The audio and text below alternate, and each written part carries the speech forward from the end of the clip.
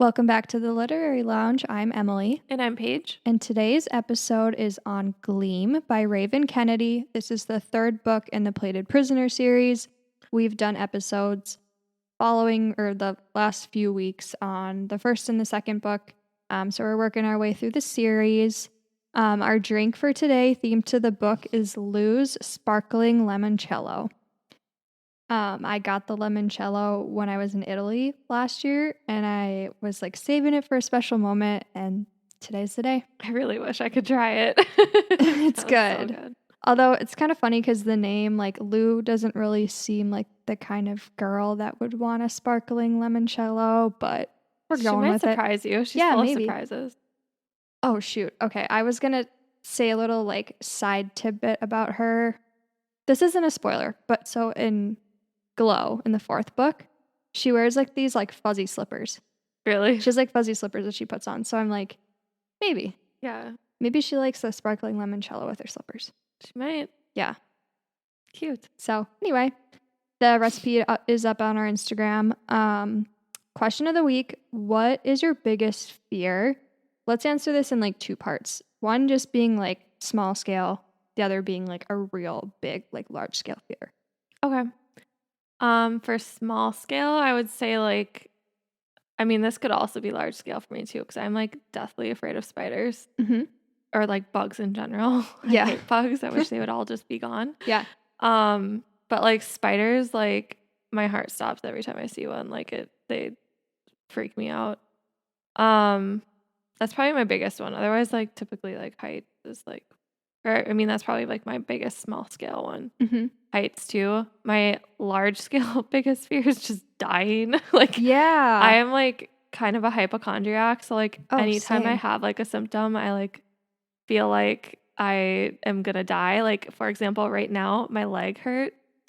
And like, cause like when you're pregnant, you have a higher chance of getting blood clots. And they say like when you have like a DVT, a deep vein thrombosis, which is like a blood clot in your leg, it kind of like feels like a Charlie horse cramp. Mm-hmm. And like that's kind of what it's feeling. So now I'm like, fuck, I got a blood clot in my leg. Even though like the chances of that are probably very slim. So like yesterday I was like in my studio like squatting down to like put soaps on a rack. Yeah. And like I had to keep going down and down and down. That's like the most squats I've done since I've been pregnant. And I think that's like why my legs are sore. Probably. But I'm still like, There's I always have that that fear. chance, Like, oh yeah. no, it's gonna like, it's a blood clot. It's gonna go in my lungs. And then, yeah. Oh, believe me, I can relate to that. I am also a hypochondriac.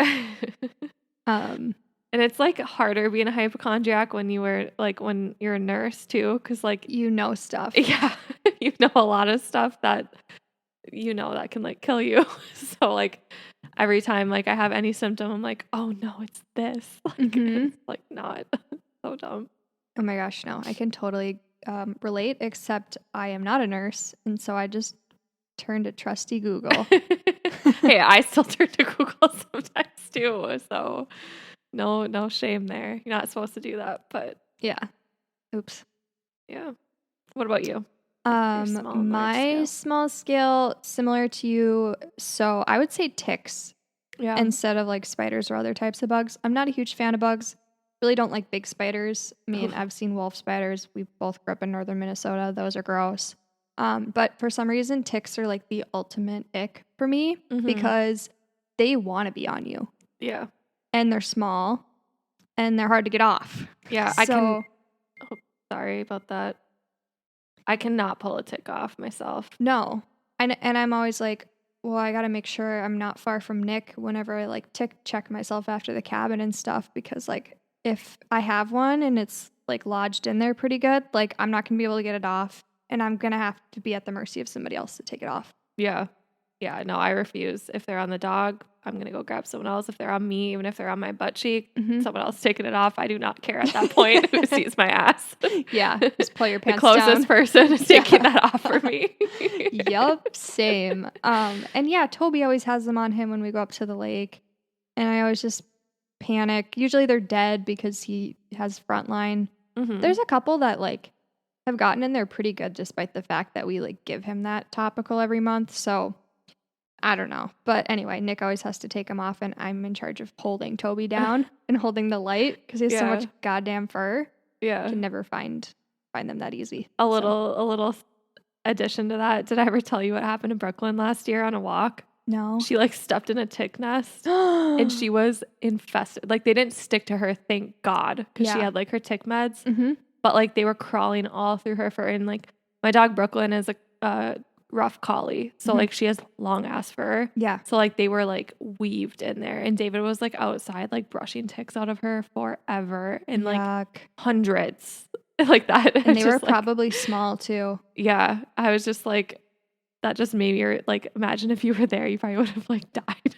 Oh, I've had a similar situation with like Toby ran through a tick's nest at the cabin when he was a puppy. Oh. And Nick pulled like 25 ticks off him. Granted, none of them are on there good because like we caught it pretty early. Yeah. And they would have been dead anyways, but like yuck. It was disgusting. And I was like freaking the fuck out about it. And then I was like, sorry, Nick, I was like being such a bitch like to him just because I was like, make sure that they're all off. Like I was like, I don't want to go to bed like worrying about this. And you don't know because you're like, they're small. You don't know if you got them all. That's like your fear. So yeah, but so hate those. And then large scale, like you, death, like in any form, like dying early for myself, people I care about dying, like losing people before their time, like anything that has to do with death, like Toby dying one day. Hopefully he lives another like 10 years because he's pretty young, but like all of that is like my worst nightmare. Absolutely. Like losing people. Same. My dog. Yeah. So yeah, I would actually add that to mine too. Like I think about my dogs dying all the time, unfortunately. And it's like their lives are so short. And like same like with like my parents and like yeah. It's very scary. Yep. Those are real fears. Yes, definitely. I would rather have 100 ticks on me than lose any of those people. So yeah, I'd rather, like on Fear Factor where they have to like do crazy shit, I'd rather like sit in like a cage of spiders than lose somebody. Yeah. Well, yeah. I mean, I feel like anyone would want to do that. Yeah. Well, healthy people. Yeah. So anyway, that was dark and sad, but let's move on. Should we get into this book? Yeah, let's do it.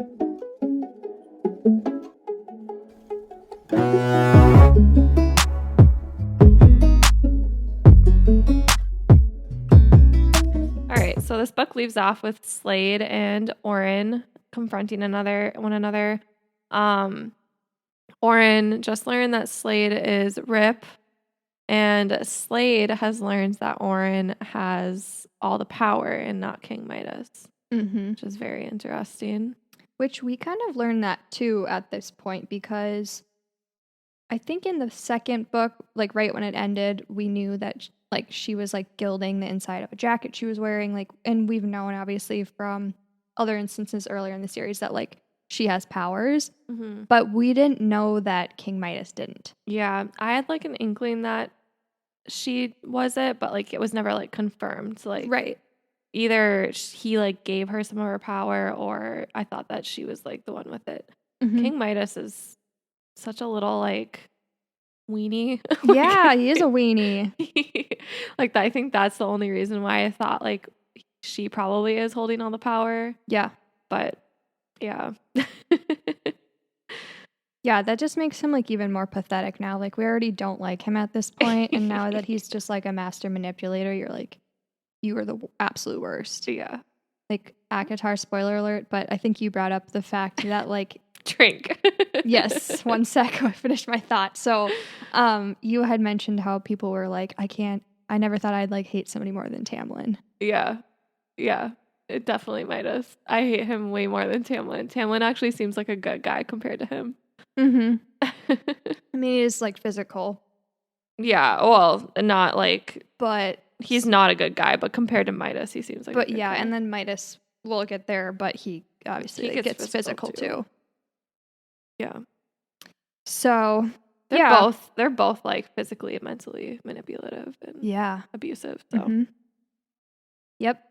So really majority of this book is Auren like pushing her limits because now that she's gotten a taste of freedom, like she's like, I'm not going back in the cage. I'm not going to be locked up in my bedroom all day. Like she's really doing whatever she can to like push Midas's buttons and like try to have more freedom to like wander, which kind of works out for her at first because she gives him like an ultimatum. She's like, I'm not going to help you gild things in this castle until you give me freedom or you let me walk around the grounds or whatever.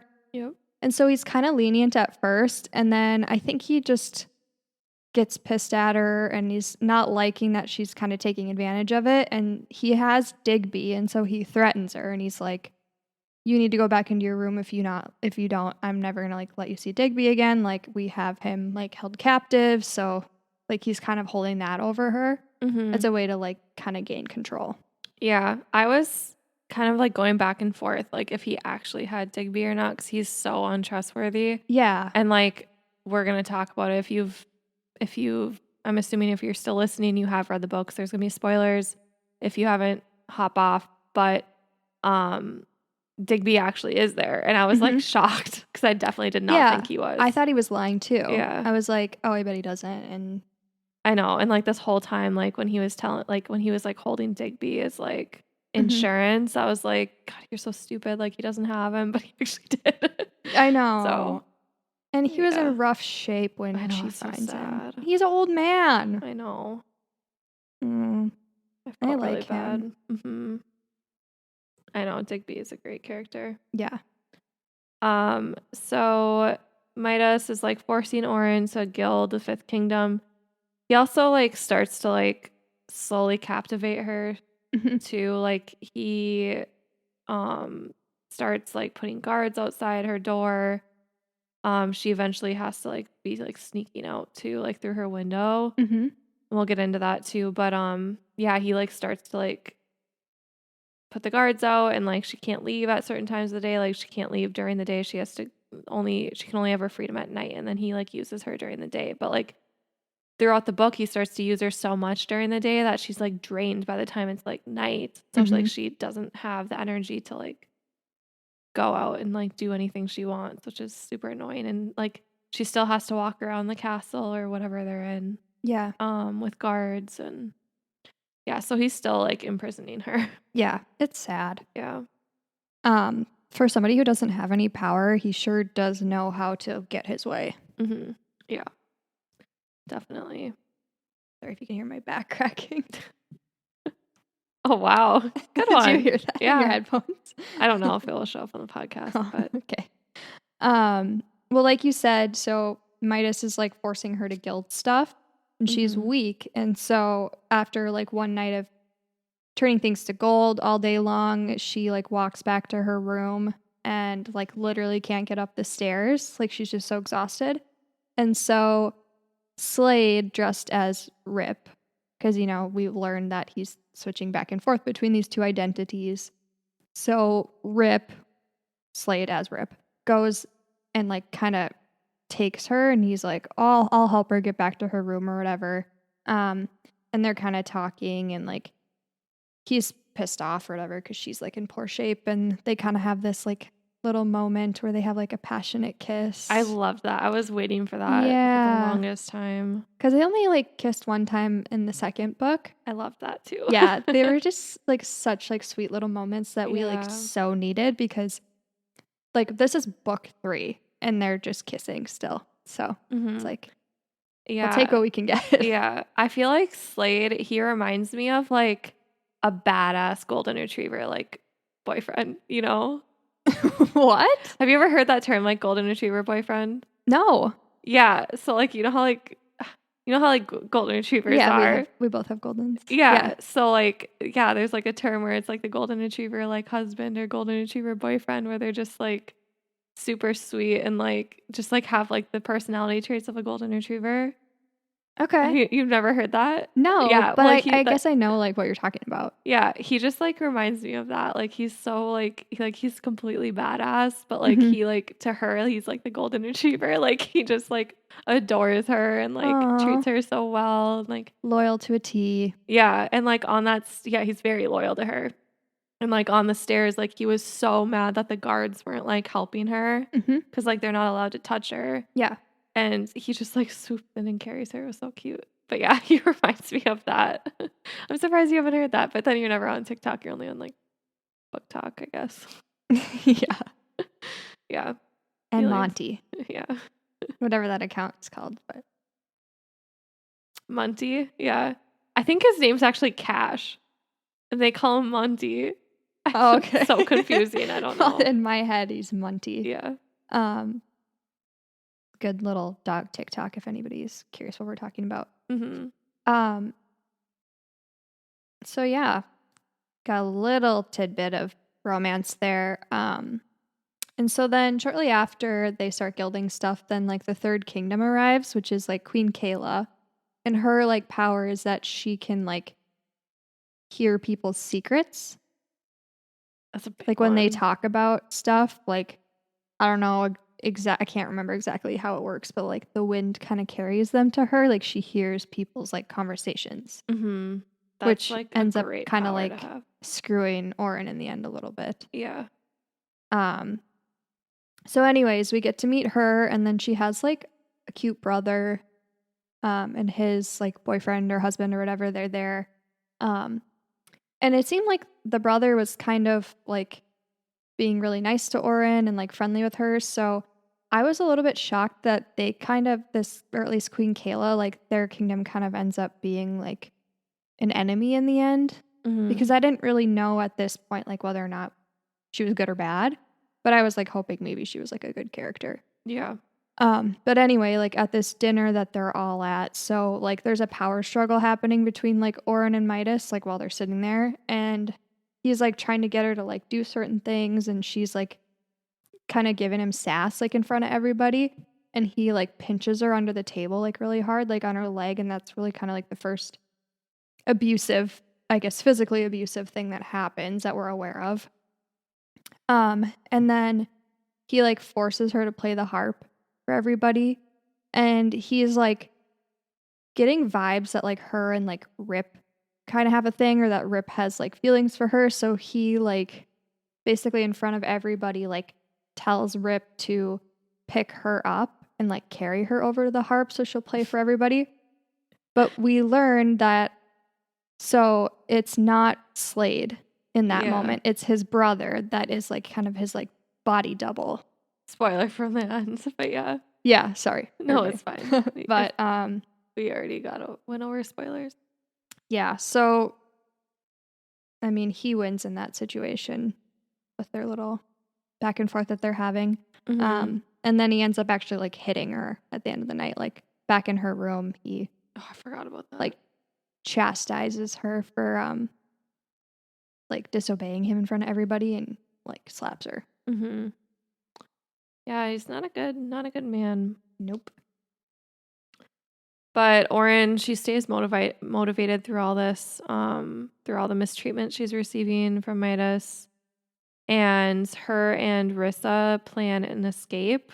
And I think they're like planning it during like the ball that they're having, just because there's gonna be so many people like coming in and out, so it's like the easiest time to like leave. But all the, what are they called again? Saddles? Yes, all the saddles are like kept in like a different area of the castle, so she can only visit them at night. And she finds out that like they're all kind of like drugged on this thing called dew. And it kind of just makes them like really horny and like kind of just not there. Just really high. Like they're just like so out of it where they can't even function. Yeah. So yeah, we learn about the dew, and her and Rissa are planning the escape. And then we also find out that one of the saddles, Mist, which is like the really bitchy saddle, is pregnant with Midas's baby, which is a little crazy. But he plans to, so Midas is like planning to like take the baby and then pretend it's his and Molina's. And then I think isn't he like gonna kill Mist or something like that? Yeah, I don't know what exactly his plan was. I know like when we fast forward to like Queen Kayla maybe and that stuff, was it. she's like gonna take him out. But he obviously like isn't planning to like give Mist much of anything. Like he's gonna take that baby and like not tell people that it's hers. Like, Mhm. she's just going to go back to probably being a saddle. Yeah. Or maybe he would pick her off because he doesn't want her to talk. I don't know.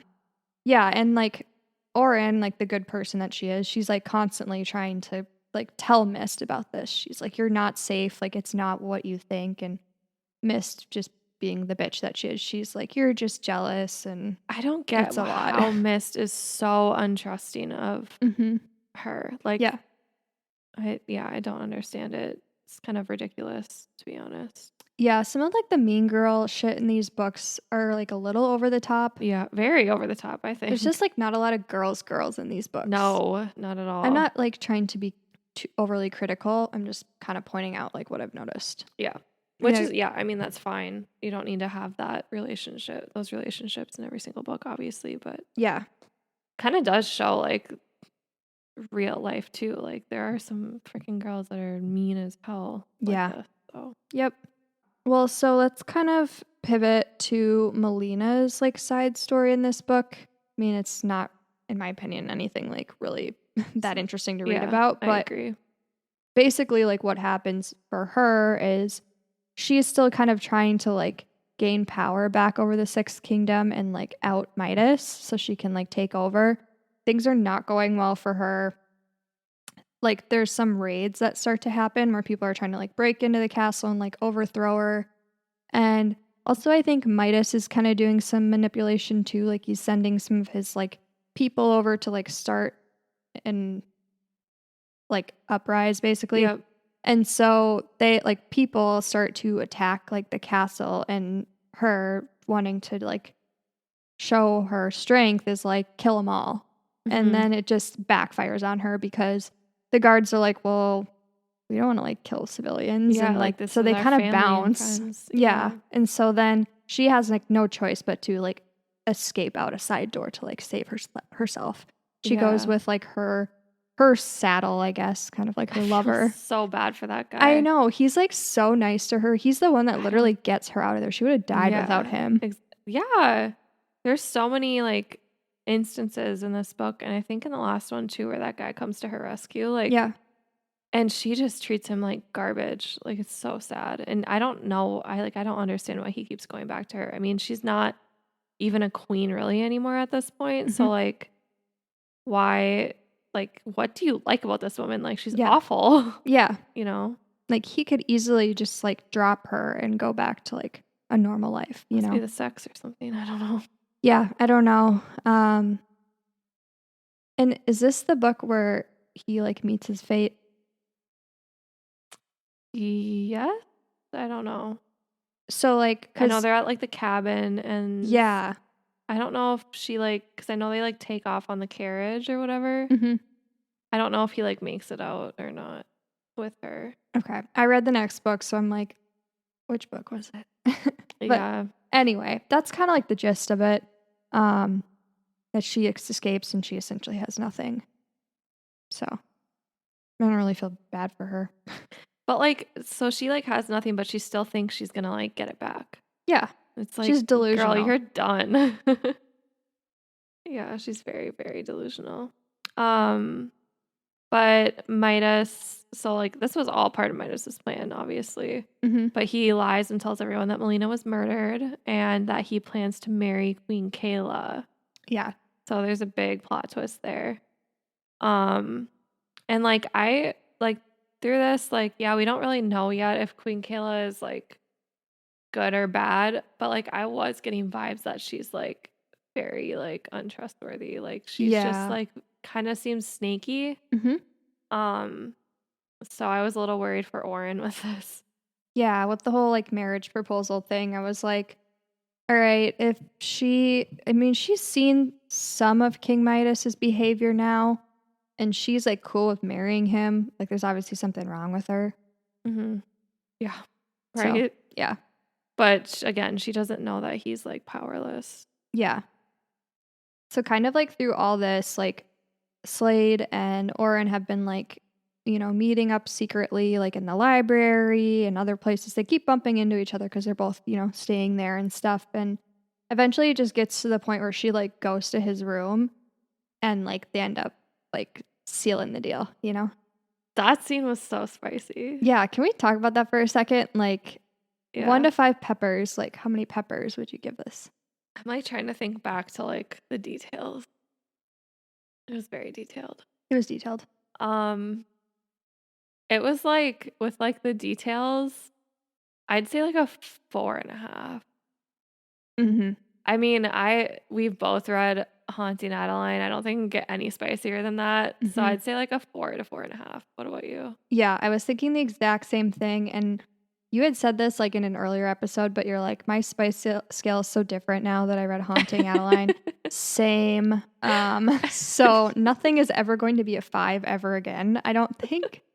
So yeah, it was good. I told you.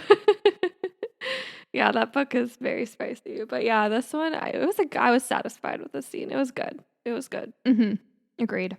And I was like, I felt like throughout this whole book, like I was like, obviously we're just waiting and waiting and waiting. Like we've had enough of her escaping, like just freaking go to his room and like hook up. Like, come on. Yeah. It was such a slow burn. And like, I do like slow burns, but this was so slow.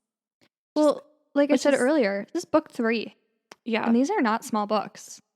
Yeah. This one's like 600-ish pages. Yeah. Thick girl. Yeah. Like again, like I feel like it's not like that bad of a thing that I thought it was like too slow, because like that just shows how much like I'm invested in the characters and like want them to get together. Yeah. But like, gosh, it was like brutal. Like reading, I'm just like, come on, like I'm waiting for this.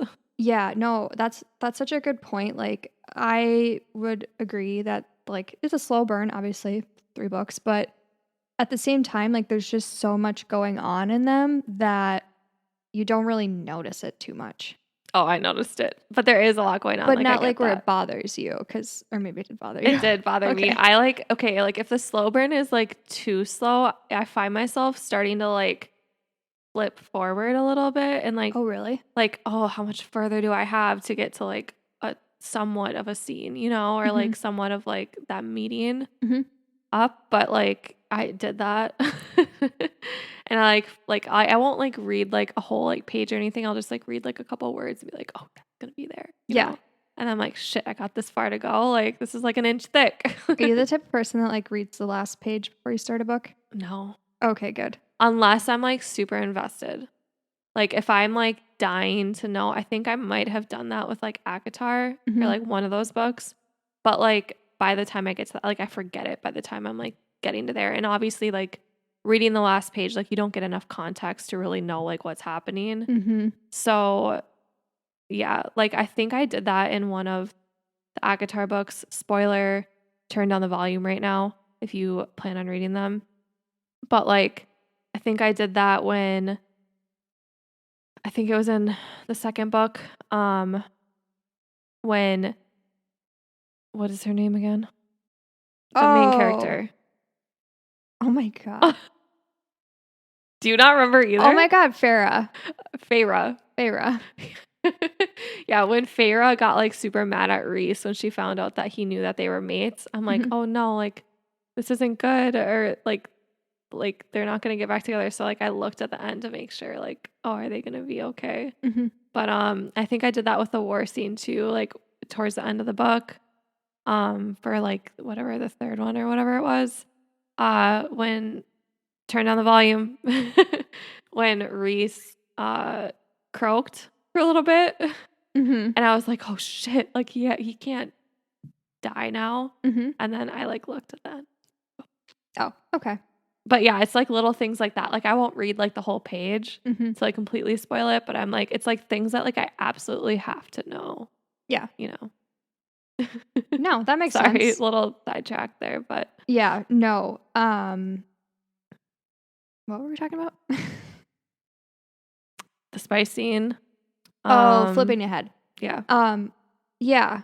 I guess for me, like the slow burn didn't bother me that much because I guess technically book 2 was like a transitional book where she was kind of like switching sides, switching guys kind of thing. Yeah.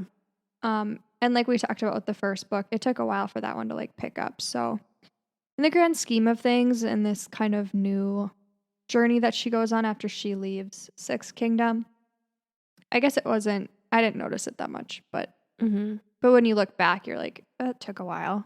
Yeah. Anyway. Yeah, so after the scene, like Auren, I mean, even during this scene though, she like kind of confesses like she has feelings for him, and then he's like getting all like cute and was like, "You love me," and then she's like, "No, I Aw. didn't say that." Like she's Yeah. like, it was really cute, but she like agrees to like leave with Slade, but only if they find Digby first. So now they're like trying to find Digby. At this point, I still don't believe he was real or like he was there. I thought he was dead, but Yeah. King Midas tricks Auren into going down to the dungeons to see Digby eventually. And while they're down there, he cuts off all of her ribbons and locks her up, and then he drugs her with dew. Yeah. He like mutilates her. It's Yeah. so sad. Mm-hmm. Like all of her ribbons are gone. That's like her identity Yep. stripped away. And Digby's down there. He's in really rough shape.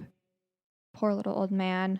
And yeah, like you said, she's drugged, so she's like literally just lying there on the floor for like a day or two. I can't remember how long she was down there, but yeah. Yeah, and he like continues to like drug her, like to try to drug her. Yeah, and she doesn't like get rescued because Slade doesn't know that she's like down there. Mm-hmm.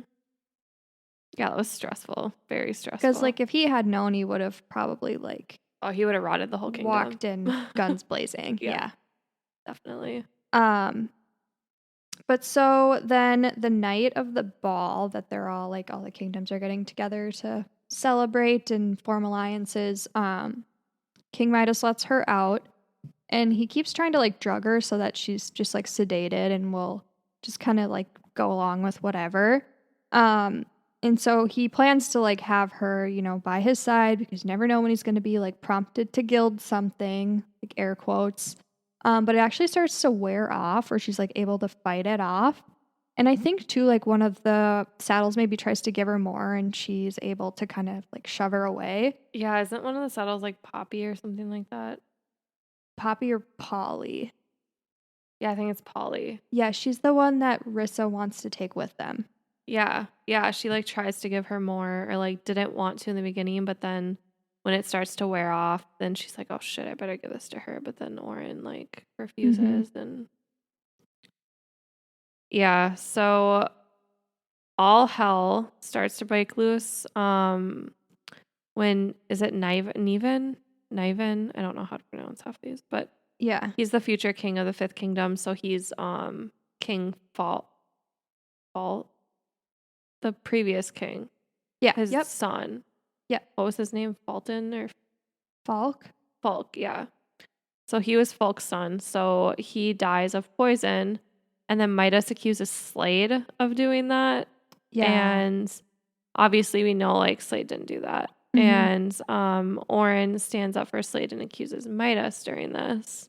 Yeah. And everybody's like confused because I think the way that the poison consumes Niven's body is that it almost kind of looks like he's being rotted or like the veins are popping out of his neck. And so like she, like you said, she like kind of stands up for Slade and Midas is kind of like, get over here. Yeah.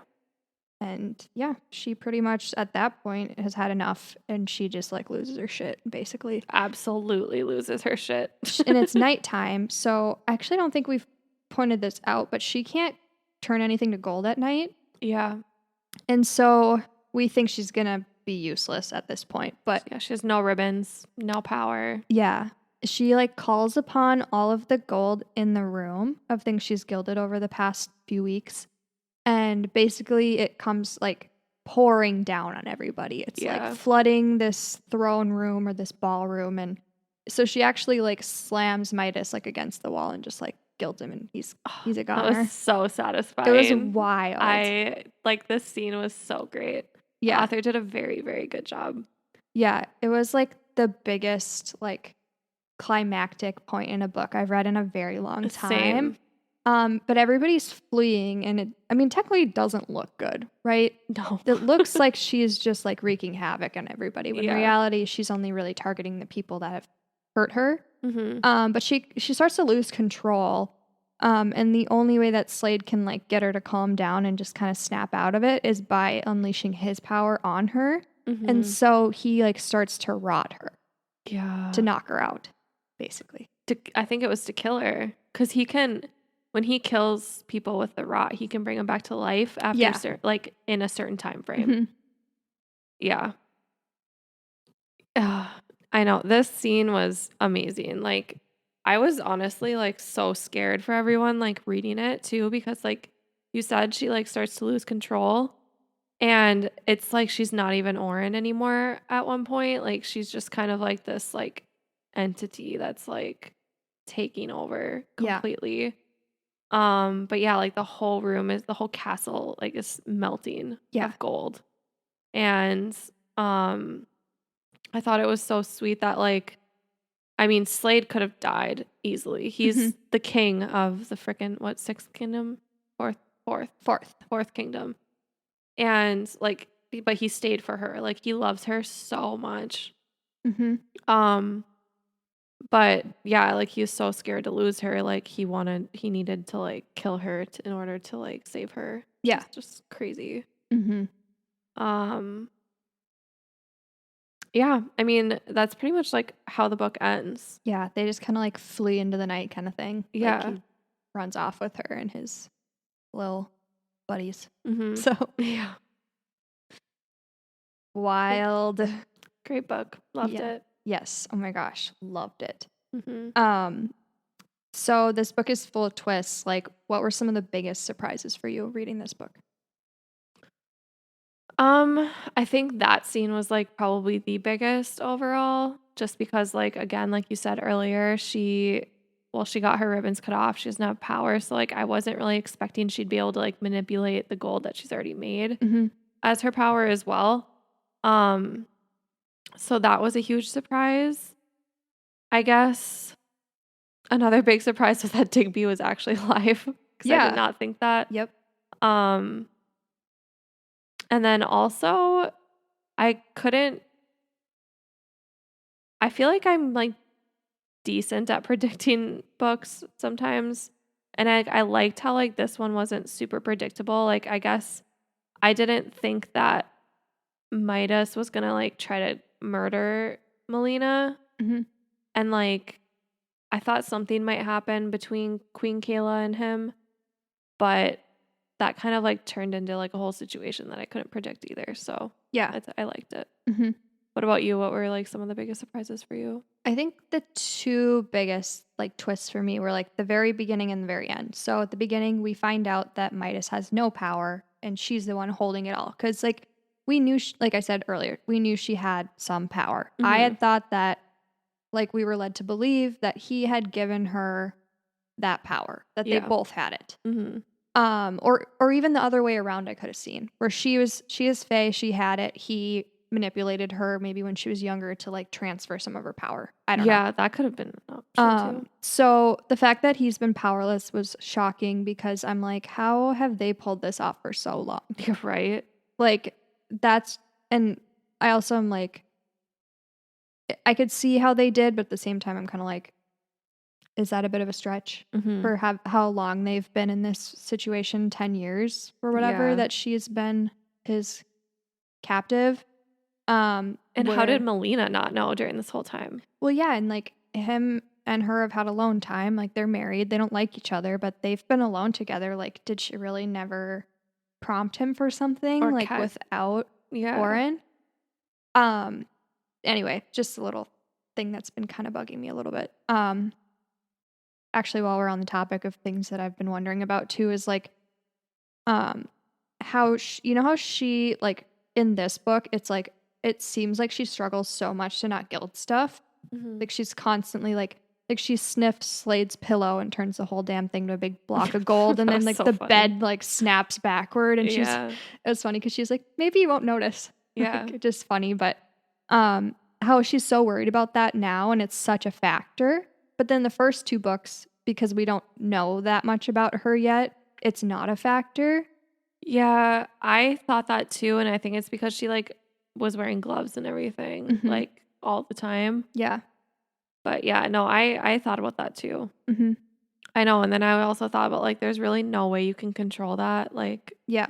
it's got to be some way. Like, you should hopefully be able to control like anything you touch Yeah. to either turn to gold or not turn to gold, you know? Yeah. I just kind of wish that I had the desire to go back and read like the first two again, and maybe I will someday, but for now I'm good. Like Yeah. I know what happens. I don't need to reread them. Mm-hmm. And like check for plot holes. Like, was there a point where she pushed her face against something that True. could have gilded, like, you know? And then you know how like King Falk is like, it must have been at night when he was kind of like touching her and feeding her food or whatever at that one ball that she was supposed to sleep with him afterwards. Yeah, it would have had to been because Midas wouldn't have let. And I suppose he was like, you only get her for one night. So it's Yeah. like night, like nothing Yep. to worry about. So just those kind of things I was kind of looking back on. But anyways, that kind of took a side road there for a second on my thoughts. But another, like, the other surprise was the end. So how she killed King Midas. I didn't think that he would die anytime soon. That's true. I thought that they were gonna like fly off into the night, her and Slade and stuff, like Yeah. escape because there was all hell broke loose again. You know, we knew that was gonna happen. Mhm. But I thought like then they would wage a war or Yeah. something. He would try to get her back because he's powerless without her, like, kind of thing. Mhm. But for him to die, it was kind of like, now what? Yeah. Like somebody else is gonna have to be the villain. Mhm. So those were really the two big shocks for me. And then just like the ones you mentioned, you know, like Digby actually being in the dungeon and all that, just Yeah. like little things. Yeah. So yeah. Definitely. You've read Glow already, so I'm not going to ask you any predictions for that. Yeah. My predictions, I'm so bad because I haven't read it yet. I've been saying I'm going to read it, but I haven't read it yet. I'm really bad at like predicting what's going to happen. I'm probably going to be so off, but I think Auren is going to have issues like coming to terms with what she's done. Just because she's so like compassionate for for people, and I think she's gonna like be struggling through that. Oh, I think we're still there. We go. We're good. I think she's gonna be struggling with that. And I feel like because Queen Molina is still alive, so I feel like she's gonna come back into the picture somehow. And I feel like Queen Kayla isn't done yet. Like I feel like she's gonna wreak havoc some way or another. I think they're gonna go back to Fourth Kingdom, and hopefully like things are still good between her and Slade. I can't like think of any like big things that could happen though. It's just like because I feel like these books are so hard, like there's so many twists in them. Yeah. Like I don't really know like what would happen. I think maybe like I would hope that they would get married or something. Right. But yeah, I don't know. She's so independent now that I don't know if that's like something she would want. Yeah, I think that's pretty much like my predictions for it. I guess I can't really think of anything like big and like out of the box that would happen. Yeah. No, I think those are all solid. I mean, I won't tell you whether you're right or not. Yeah. I think like when I was in between books, I had similar thoughts where I was like, okay, we're going to need a new villain. So who is that going to be? It's probably one of those two women. Yep. And then two, like at this point, like we hadn't met any of the other kingdoms. We've met 3, 4, 5, and 6. True. So I remember thinking like, would 1 and 2 come into the picture? And again, I won't confirm or deny, but yeah, I feel like the fairy world is somehow going to come into the picture too again. But yeah, like we get Queen Molina's point of view so much in this book that like I think like there's a reason for that, and I don't think that only reason was just because that Midas was like faking her death. I think she's gonna like come back and like try to take over again. Sure. So yeah, no, those are good predictions. Well, what are your final thoughts? Loved it. 5 out of 5. This book was such a ride. Like I was just not even really thinking too hard about anything. I was just enjoying every minute of it, and it was so twisty. The romance was good. Everything was good. Yeah, love it. What about you? Yeah, I pretty much have the same exact thoughts on it. I gave it a 5 out of 5. Again, I'm like loving this series. Mm-hmm. It's very, very good. I'm excited to read Glow to see what happens. But yeah, I love how twisty they are and like they're very hard to predict. Yeah. So Cool. yeah, that's pretty much it. Do you have any last additions to the conversation that you I want to add? am going to shout out a book really quick that I just finished. Okay. But I am blanking on the author's last name, so give my Goodreads a hot second to refresh. So, I just finished A River Enchanted by Rebecca Ross. It's a fantasy book. It was really good. I gave it 5 out of 5. Oh, It nice. was very cozy. Like the setting where the book took place, like all of the people just had like very cozy, like hygge vibes, like kind of got like European comfort feel to it. So I loved the setting. I loved the characters. It was like a mystery where like in this kind of village that is in a fantasy kind of world, it's got like the ability to go back and forth between like the modern world and then off to this kind of like fantasy island, but their like little girls start to go missing.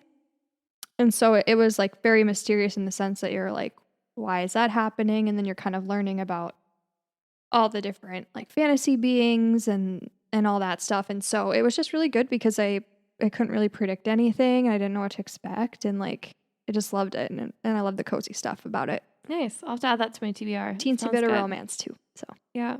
I have it. So there's a sequel that is out. It came out I think last fall. They're like newer books. Okay. But so I'm gonna get the second one on Book of the Month because I got the first one there. So yeah, you can borrow it. I think you'd like it. Okay. Sounds good to me. I'm excited. Yeah. What about you? Like every other week. I haven't had time to read anything else. Unfortunately. Yeah, I'm gonna start reading Yours Truly, because we're gonna be doing an episode on that in 2 weeks. So yeah, I'm gonna start reading that, but I really want to start diving into, because like I am like totally like ready for all the fall vibes. I know I've been saying that for like a month now, like since June, right when summer started. Yeah. But like I am like craving pumpkin spice lattes like so bad, and like being pregnant and craving and getting something that they're wanting something that you can't have yet is like awful. Not like it's not that I shouldn't even be complaining about it. There's bigger problems in the world. But yeah, so I've been like craving like pumpkin spice, like anything pumpkin, and just like warm, cozy sweaters. And it's been so hot. Yeah. And I don't like summer being pregnant. Like it's awful. Like I literally stay inside all the time. I hate going outside when it's like way too hot. But so I'm like wanting to like dive into like all of our fall spooky books that we have planned. The horror. Yeah. So I'm really excited to start reading those. So I'm probably gonna start those soon too. Yeah, just try to get ahead. Yeah, if you like spooky books, stay tuned. We have like an amazing lineup coming up. Yeah, look out. Yeah. And then like for the Christmas season, for the holiday season, we're gonna be reading some like cute little cozy Christmas books too. So yeah, it's gonna be fun. It's gonna be a fun year. I'm excited. Yeah. Yeah, it's about to get freaky this fall, so get ready. Yeah, there's gonna be a lot of spooky books. All right. Well, that's pretty much a wrap for this episode. Thank you for joining us. Next week, we are going to be doing a novella episode. Again, those are just like short and sweet episodes, very quick 15 minutes, just your drive to work. On It Starts With Us by Colleen Hoover. So if you have read that or haven't read it, it is going to be spoiler free. So we're just going to kind of go over the plot a little bit, who we think who should read it, and our kind of final thoughts over it. So stay tuned for that. We have an episode every Wednesday, and you can go check out our social media at the Literary Lounge MN. Please go subscribe to our YouTube channel. We're trying to get to 100 subscribers. I was thinking, Emily, I should have brought this up before, but I was thinking when we reach 100 subscribers, we should do like a book giveaway. Yeah. For one of our subscribers. Oh my gosh. You know what we should give away is The Fourth Wing. Oh, Fourth Wing. if we can get our hands on it. Oh my God. Side note. So, you know how I was talking about last week that I read the Kindle version, but still ordered the hard copy that was on back order? It was Yeah. supposed to come this week. Yeah. It said delivered and I never got it. So I had to like complain to Amazon. They're sending me another one for free. Good. Okay. But it's like, now I got to wait again. It's on back order. Sucks. So At least anyway, you've like read it though. maybe I already, should order so. another one and then we could do a giveaway. We'll send it to some lucky subscriber maybe. Yeah. So if you want a copy, okay, let's do it. If you Fourth want Wing. if you want a copy of Fourth Wing, go subscribe to our YouTube channel. Mhm. We want to like talk with you guys. So like leave comments under the videos if you've like read those books. You can go hop back to previous episodes we've done and start conversations with us. We want to talk with you guys. So yeah. All right. Go subscribe. Yay! You could win a book. Oh my gosh, do it. That's my favorite book. Yeah. I'm excited to read it. All right. Well, mine was supposed to come on like August 9th, but it got pushed up. Now it's coming next Wednesday. All right. Well, don't wait. There's a lot of books I have to read. Well, yeah, I'm going to try to get it done. But all right. Thanks for joining us. We'll see you next Wednesday. bye guys. Bye.